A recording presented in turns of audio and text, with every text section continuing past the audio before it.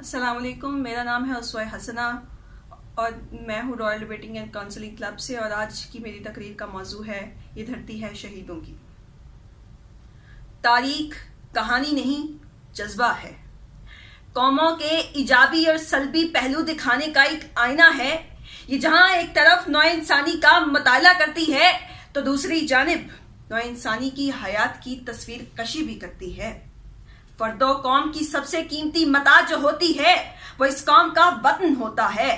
وطن، ہاں وطن، وہی وطن جو ہم سب کی آن ہے، بان ہے، ہم سب کی شان ہے، بلکہ علم و ادب کے رکھوالوں کی پہچان ہے، اور سب سے بڑھ کر ہماری اپنی پہچان ہے۔ اسی وطن کو دنیا والے دھرتی ماں کے نام سے پکارتے ہیں۔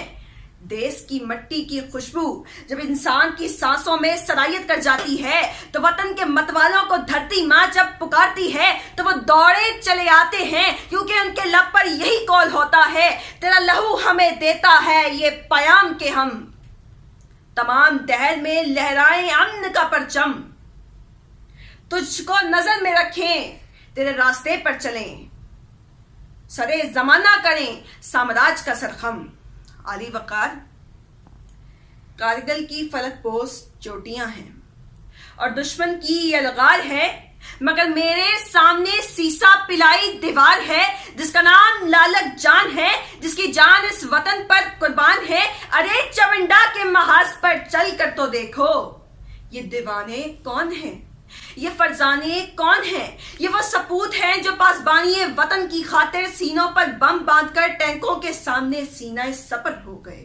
وہ بھی آلے وطن ہی تھا جس نے سینے پر بم باندھ کر دشمن کے ٹینک کو اڑا دیا، تو وہ بھی اس وطن کا بیٹا تھا جس نے دشمن کی گردن نہ چھوڑی مگر خود گولیوں سے چھنی ہو گیا، تو وہ بھی اس وطن کا بیٹا تھا جو BRB پر دشمن کا گولہ لگنے سے شہید ہوا، تو وہ بھی فرزند پاکستان ہی تھا جس نے جہاز کا رخ زمین کی طرف موڑ دیا۔ اگر شہادتوں کا یہ سلسلہ تھم جاتا تو نوع انسانی کا چہرہ پھولوں کی شگفتگی کو ترستا رہتا۔ جب سچ عیاری کی عزت میں آ جائے، جب افماب خواتین بے لگام ہاتھوں کے خلاف سراپا فریاد بن کر رہ جائیں، تو یہی وہ وقت ہوتا ہے، جی یہی وہ وقت ہوتا ہے جب فرد مومن میدان جہاد میں نکلتا ہے۔ پھر زمانے کا کوئی ظلم، راستے کی کوئی رکاوٹ اس کو نہیں روک سکتی، وہ بڑھتا ہی چلا جاتا ہے اور لالک جان بن کر امر ہو جاتا ہے۔